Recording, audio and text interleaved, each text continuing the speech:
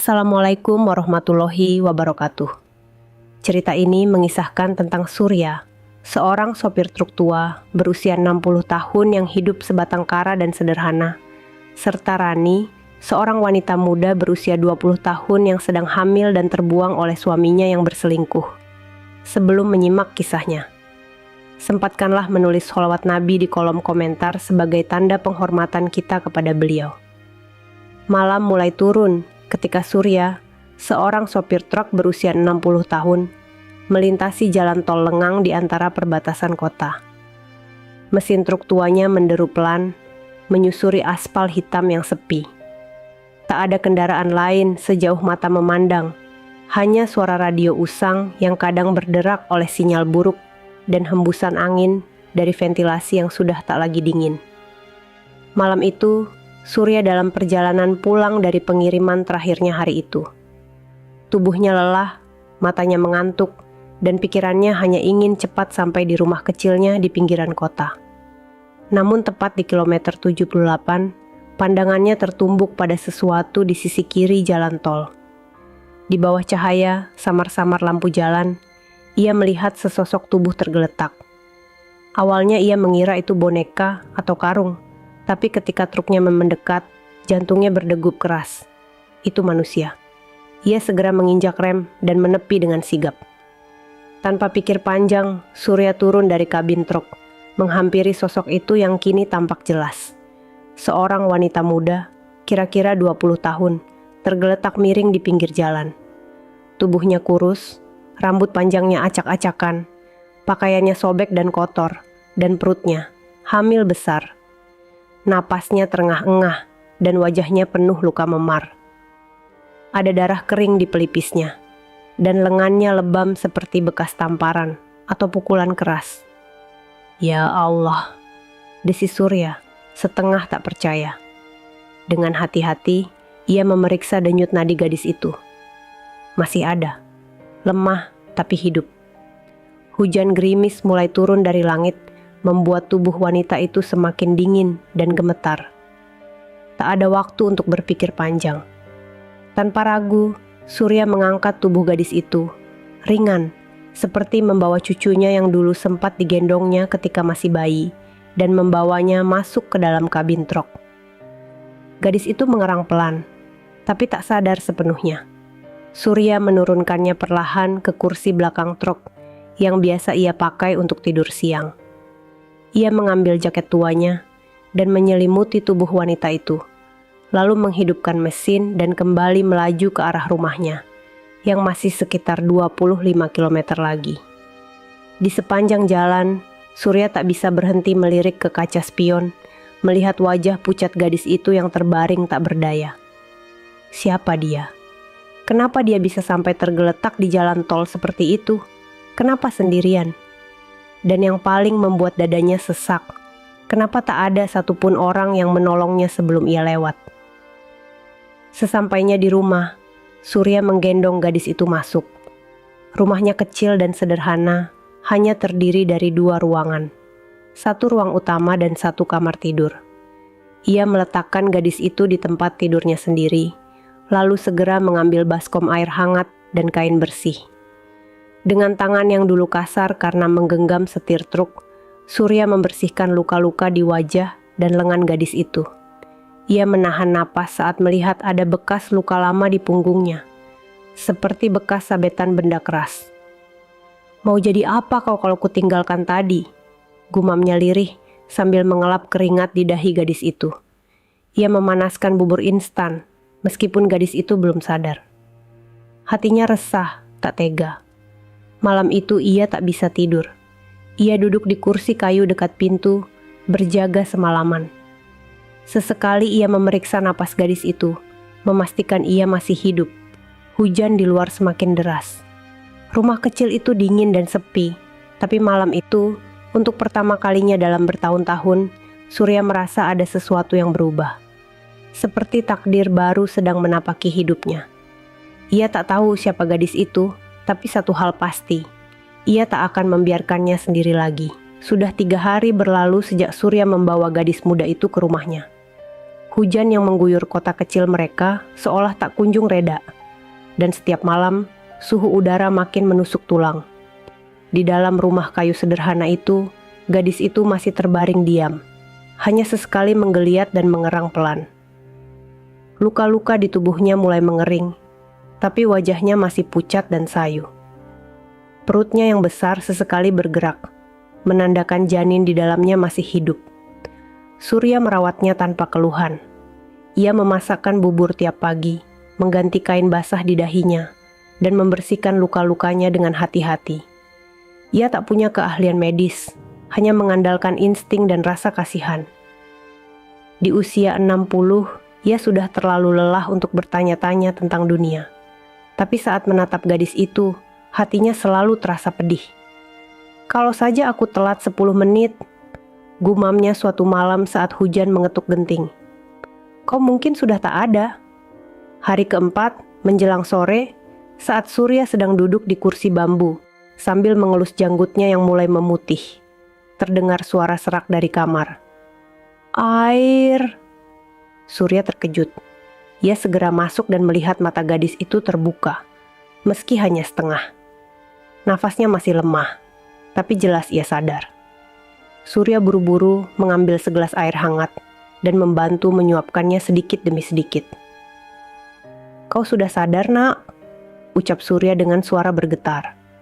Alhamdulillah. Gadis itu menatap sekeliling dengan bingung. Ini, di mana? Rumah saya. Namaku Surya. Saya yang menemukanmu di pinggir jalan tol. Kau pingsan, penuh luka. Gadis itu menunduk. Tangis kecil meledak dari sudut matanya, mengalir perlahan, jatuh di atas selimut lusuh. Kenapa Bapak tolong saya? Tanyanya dengan suara gemetar. Saya bukan siapa-siapa. Surya tersenyum tipis, duduk di pinggir ranjang. Kamu manusia, dan kamu butuh pertolongan. Itu cukup buat saya. Tangisnya pecah. Ia menutupi wajahnya dengan kedua tangan, dan untuk beberapa menit hanya suara isakannya yang terdengar di ruangan. Surya menunduk, membiarkannya melepaskan semua sesak yang selama ini mungkin ia pendam sendiri. Beberapa saat kemudian, dengan suara pelan yang nyaris seperti bisikan, gadis itu mulai bercerita. Nama gadis itu Rani, usianya 20 tahun. Ia menikah di usia 18 dengan pria yang ia kenal lewat media sosial. Awalnya, kehidupan pernikahannya tampak indah. Suaminya tampan, kaya, punya mobil dan rumah besar. Rani merasa seperti hidup dalam dongeng. Tapi semua berubah begitu ia mengandung. Dia bilang, aku egois karena hamil, ucap Rani lirih. Katanya aku cuma jadi beban. Aku gak bisa kerja, gak bisa ngurus rumah. Dia mulai sering marah, menampar, menuduh anak ini bukan anaknya. Surya mengepalkan tangan, hatinya terbakar.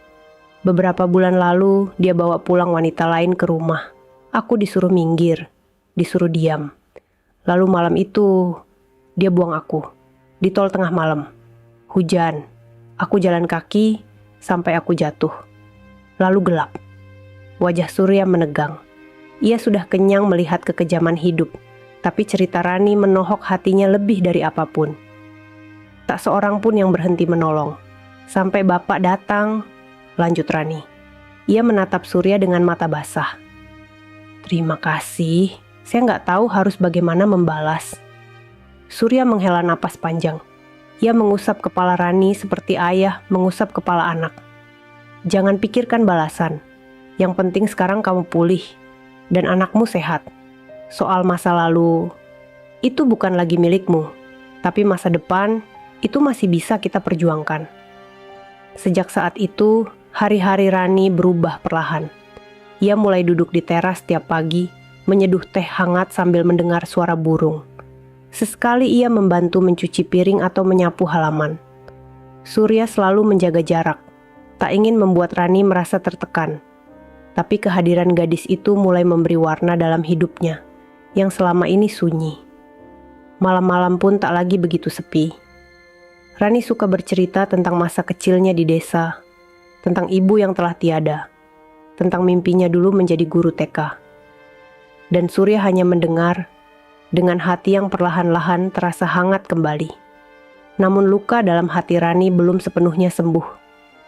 Kadang di tengah malam, Surya mendengar tangis pelan dari kamar. Kadang ia terbangun dengan mimpi buruk, menyebut nama suaminya sambil merintih. Tapi Surya tahu, semua luka akan sembuh jika diberi waktu dan ketulusan. Di bawah atap bocor dan lampu temaram, dua manusia yang hancur oleh dunia perlahan saling menemani. Mereka tak tahu apa yang menanti, tapi untuk pertama kalinya, keduanya hari-hari di rumah kecil milik Surya berlalu dengan damai. Rani semakin pulih, baik tubuh maupun hatinya.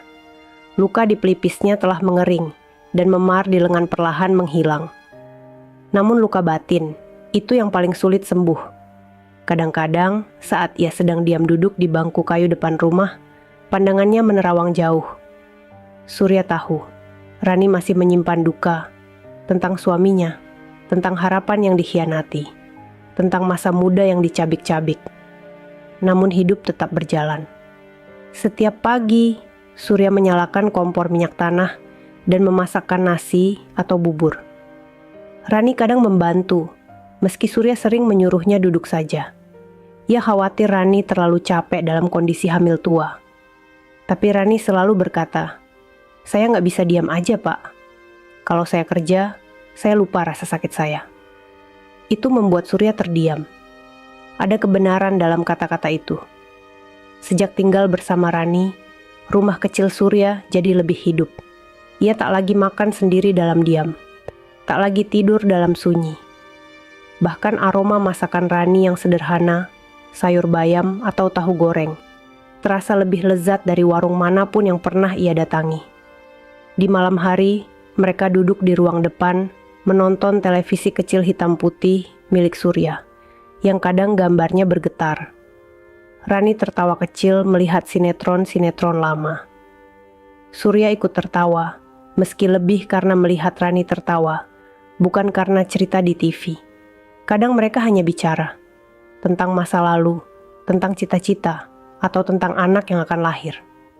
Rani tak pernah menyangka ada seorang lelaki setua Surya yang begitu sabar, begitu lembut, dan begitu tulus. "Bapak enggak kesepian?"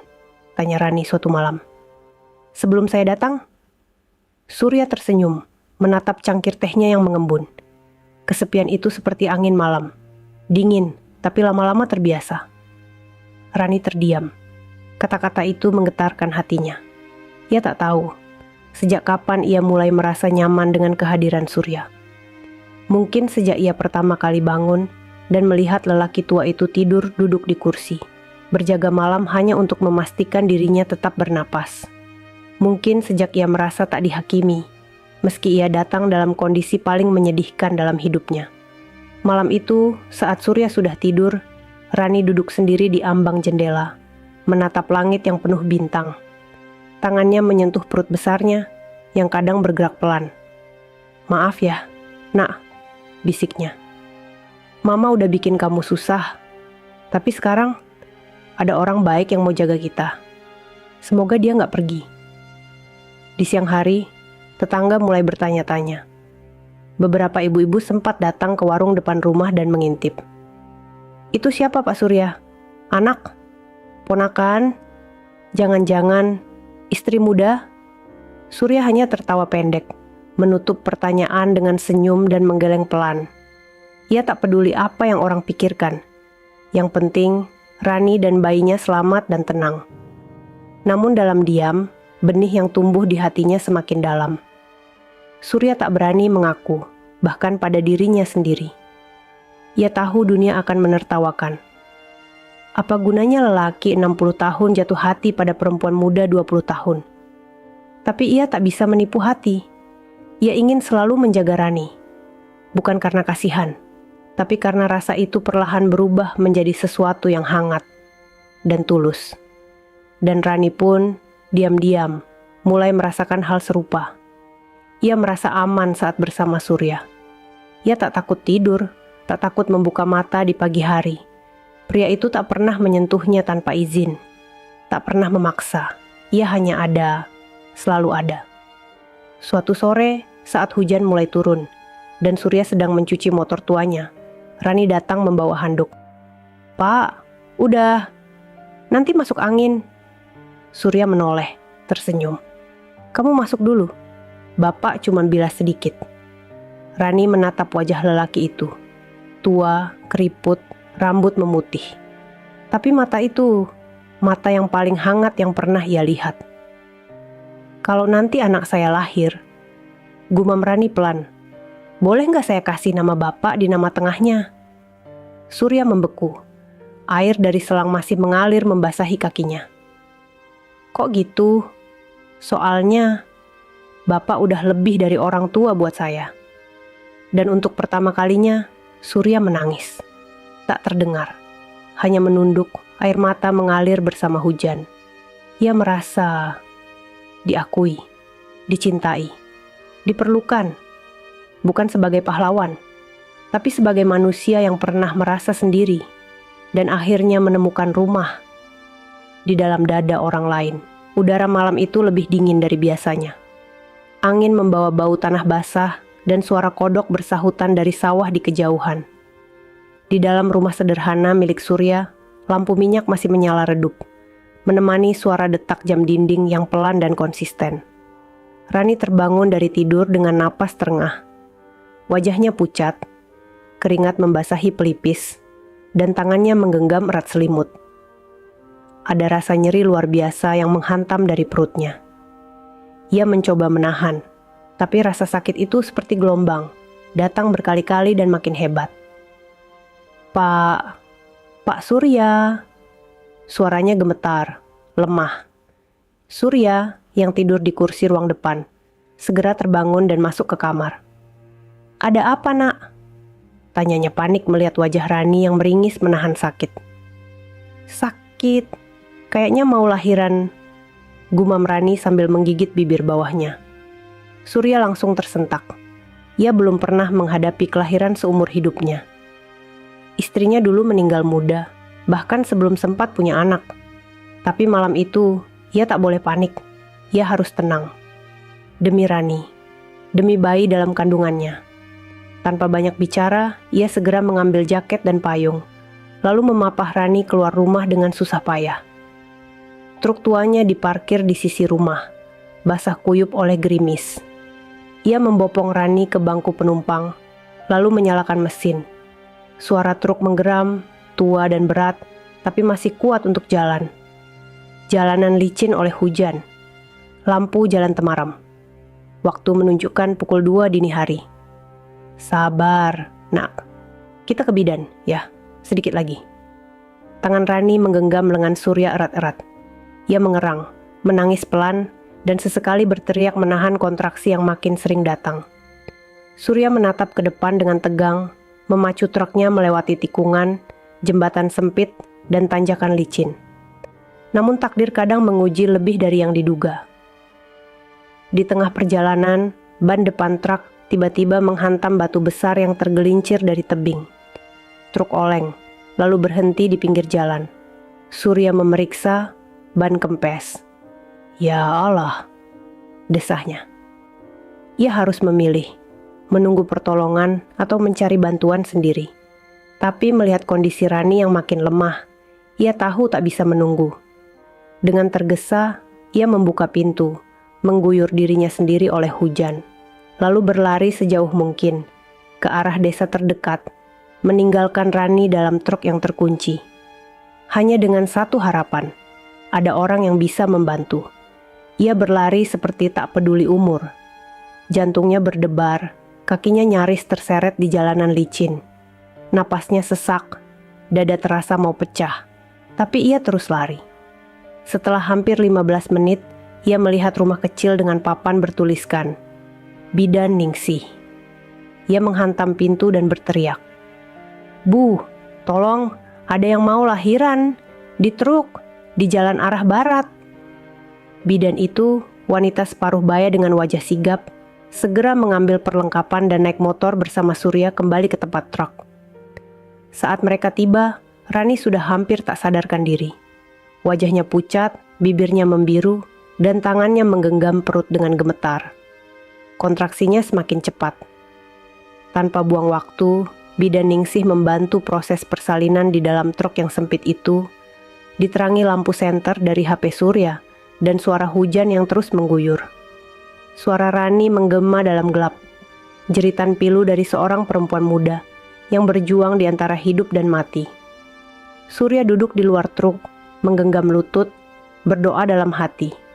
Ia tak peduli tubuhnya basah kuyup, tak peduli dingin menusuk. Ia hanya ingin Rani selamat. Ia hanya ingin melihat bayi itu lahir. Dan jika ia harus menyerahkan nyawanya agar keduanya hidup, ia bersedia. Setelah 1 jam penuh ketegangan, akhirnya terdengar tangisan.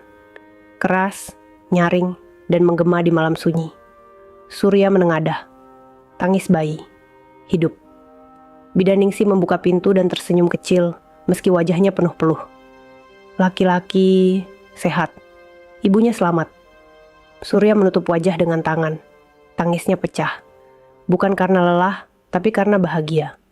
Karena setelah semua penderitaan, malam itu Tuhan memberinya keajaiban. Rani menatap Surya dari dalam, matanya sembab, tapi penuh syukur. Di pelukannya, bayi kecil itu menangis, dibungkus kain seadanya. Surya mendekat, mengelus kepala Rani. "Terima kasih, Pak. Kalau bukan karena Bapak, saya mungkin udah mati," bisik Rani. Surya tersenyum dengan air mata di pipinya. "Nggak ada yang mati malam ini, Nak. Malam ini, kita semua hidup lagi." Dan di tengah hujan yang masih turun perlahan, dalam dingin dan lelah yang menyelimuti, lahirlah satu nyawa dan satu cinta yang makin kuat. Bukan karena ikatan darah, tapi karena pengorbanan, kasih, dan keberanian memilih untuk saling menjaga. Meski dunia tak pernah meminta. Beberapa minggu telah berlalu sejak malam kelahiran itu. Bayi kecil yang diberi nama Arsya Surya Pratama kini tumbuh sehat, tidur pulas di pelukan ibunya.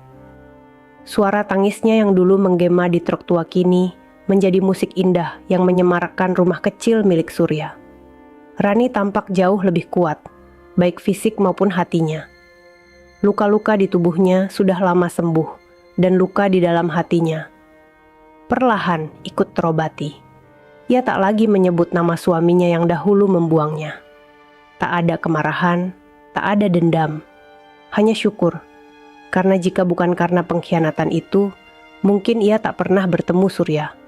Laki-laki yang mengajarkannya bahwa cinta sejati bukan datang dari usia, bukan dari wajah tampan, tapi dari ketulusan yang diam-diam menyelimuti. Suatu sore, saat Surya sedang mengayun Arsya di ayunan kecil dari kain, Rani duduk di sampingnya, menatap langit jingga dengan senyum tipis. "Pak Surya," ucapnya pelan. "Ya, boleh saya nanya sesuatu yang agak aneh?" Surya tersenyum, masih menatap bayi kecil yang tertidur. "Nggak ada pertanyaan aneh. Yang ada, pertanyaan jujur." Rani menatap wajah Surya, lama, dalam. "Kalau saya minta Bapak nikahi saya, Bapak mau?" Surya tersentak pelan. Tangannya berhenti mengayun. Ia menatap mata Rani, mata yang tak lagi penuh luka tapi harapan. "Kamu yakin? Aku ini tua, keriput, gak punya apa-apa." "Justru itu," bisik Rani. "Bapak gak punya apa-apa, tapi ngasih segalanya. Saya gak butuh lelaki muda, Pak. Saya cuma butuh rumah. Dan rumah itu ada di hati Bapak." Surya terdiam lama, matanya basah. Ia ingin berkata banyak hal, tentang ketidakpantasan, tentang omongan orang, tentang masa lalu. Tapi semua itu runtuh oleh satu hal, cinta yang lahir dari penderitaan, tumbuh dari pengorbanan. 2 minggu kemudian, di sebuah musyalah kecil di kampung, pernikahan sederhana digelar.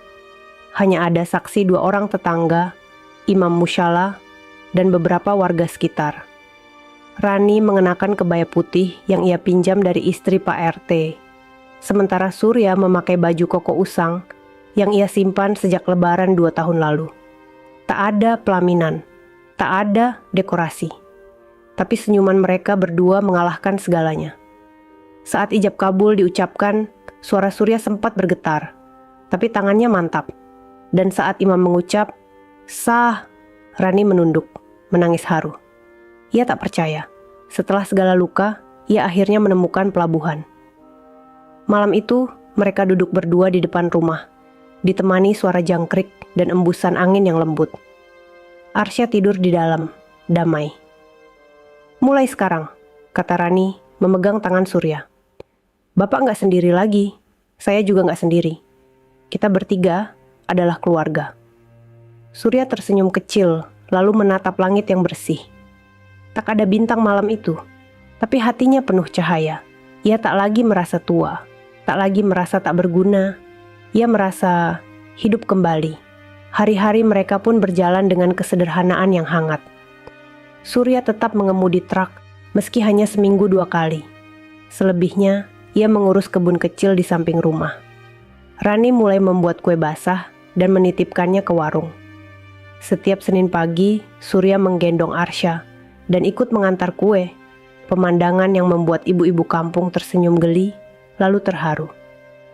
Tak jarang, Surya duduk di ayunan tua sambil mendendangkan lagu anak-anak pada cucu yang kini jadi anaknya sendiri. Meski tak kaya, mereka tak pernah kekurangan. Meski tak megah, rumah mereka selalu hangat. Dan meski hidup tak seperti dongeng, kisah mereka adalah bukti bahwa cinta sejati bisa lahir dari luka terdalam. Pada suatu senja, saat Surya duduk menatap sawah bersama Rani, ia berkata, "Terima kasih, Nak. Udah nyelamatin Bapak dari kesepian panjang." Rani menggenggam tangannya. "Bukan saya yang nyelamatin, Pak. Kita saling nyelamatin." Dan di bawah langit jingga yang tenang, tanpa guntur, tanpa awan kelabu, mereka tahu badai telah berlalu. Yang tersisa hanyalah damai dan cinta yang tumbuh dari luka menjadi kekuatan tak tergantikan.